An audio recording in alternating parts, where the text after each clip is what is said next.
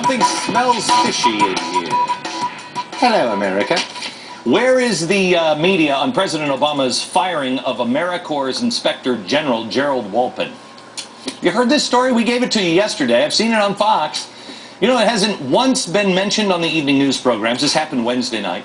Hasn't been mentioned at all in the New York Times. What a surprise. I thought they were so fair and balanced.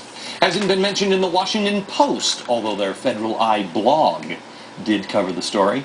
It got two short mentions in the LA Times and the Boston Globe, a small mention in each the St. Louis Post-Dispatch, the Chicago Tribune, the Orlando Sentinel covered it, the Post-Gazette out of Pittsburgh, and the Grand Rapids Press. But that's it. You remember when President Bush fired the attorneys and everybody was like, oh my God, she fired? And it was like non-stop. You were like, what is the attorney thing? Why is this one important? Well, I'll show you the connections in this stunning web of deceit here in just a minute, but first let me start with this. The one thing that I don't think anybody seems to understand. President Obama is a community organizer. This just hit me just last week. Except he's a community organizer on a much, much, much bigger scale with very high stakes.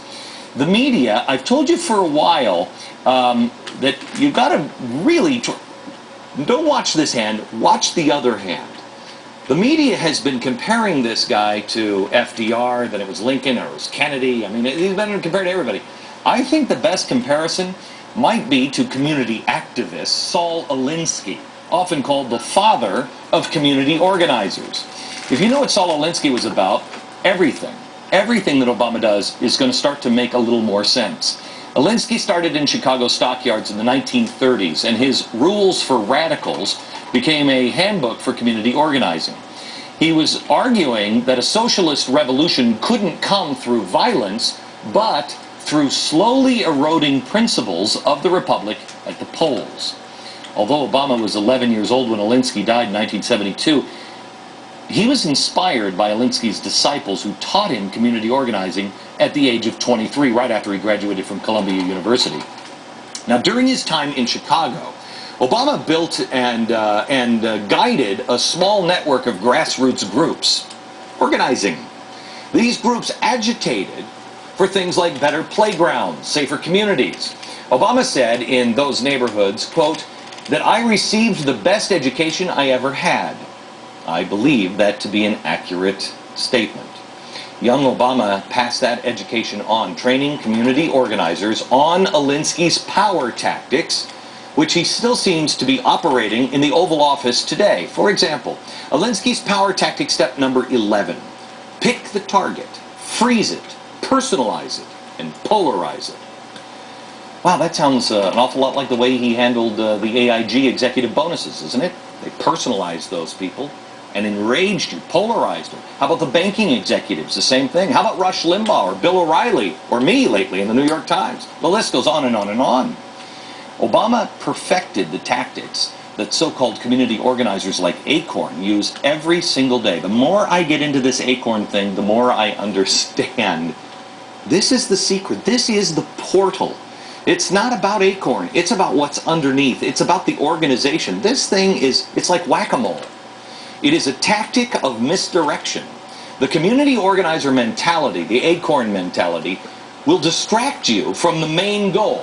For instance, with Acorn, everybody's looking at the voter registration fraud. That's not the story. The story is the money and the power.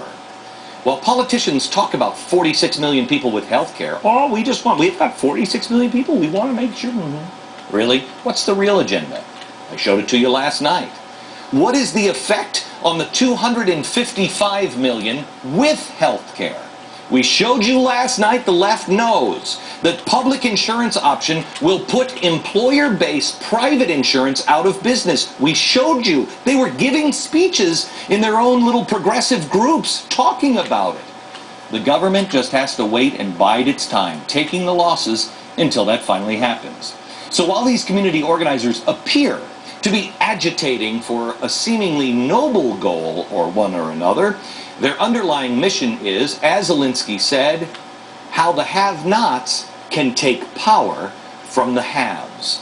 With that in mind, I want to show you what's happening and the firing of Gerald Walpin. What?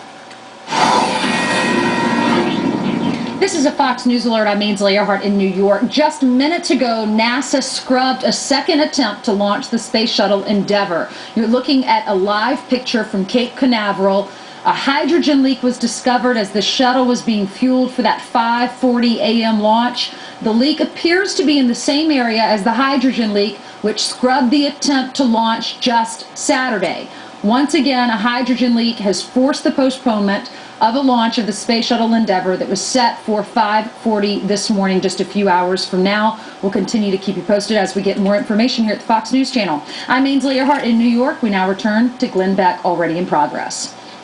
Now you have the Corporation of National and Community Service. This is a government agency, a corporation, a government agency. What is happening to us?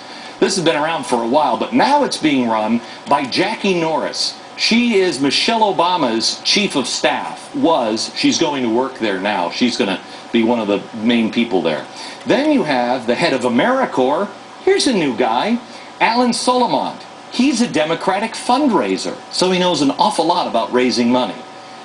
Oversight, headed by Ted Kennedy. Oh yeah, that's some real oversight. He's tied into $5.7 billion that has his name on it that he wants to go to AmeriCorps. And he's a lefty. He loves the community organizing idea. So here's what happened. Gerald Walpin notices that these people have spent $800,000 of your tax money, and it shouldn't have been spent. They were spending on car washes and all kinds of stuff. And Kevin Johnson is the head of this organization, spent $800,000. He investigates, finds out it's dirty.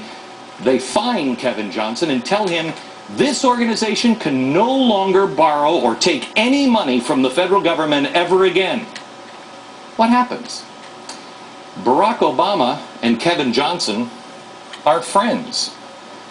Kevin Johnson and Barack Obama. So he says, I need some stimulus money. I want to get some stimulus money. What happens? Gerald Walpin is saying absolutely not. His boss, which is now taken over, I believe, by Jackie Norris, his boss says, no, he can't take any money. He's replaced. Now they're starting to say, well, no, he can take money. Walpin says, no, absolutely not. It's dirty. Corporation. Answering Michelle Obama's chief of staff, now answers here. AmeriCorps, here's a Democratic fundraiser. He's now here. He's the oversight. And Ted Kennedy is the other oversight. There is a wall here. These people are all interested in these people taking your money and doing organizing. We've already seen how thrifty Acorn can be with your tax dollars. There is no one in this chain of command that represents you. These are all people that seem to be really in love with the progressive idea of community organizing. It is a shell game. This man now stands alone. He's now off here all by himself. He's been asked to retire. He said no. He was fired by Barack Obama. Barack Obama was supposed to give him 30 days notice and also an explanation on why he fired him. He didn't get it. He didn't get it. And the press doesn't seem to have a problem with this. Last night I showed you a picture. I showed you a picture of the Pulitzer Prize. Somebody is going to start investigating all of this stuff. I'm telling you, when this stuff starts to fall apart, I'm not sure if there's anything dirty here, but I can tell you now, there's too many cooks in the kitchen. It doesn't look right. There are too many people that have too many connections to community organizing. I'd like a few more adults that are skeptical of community organizers just to watch our money. Byron York is back. He's chief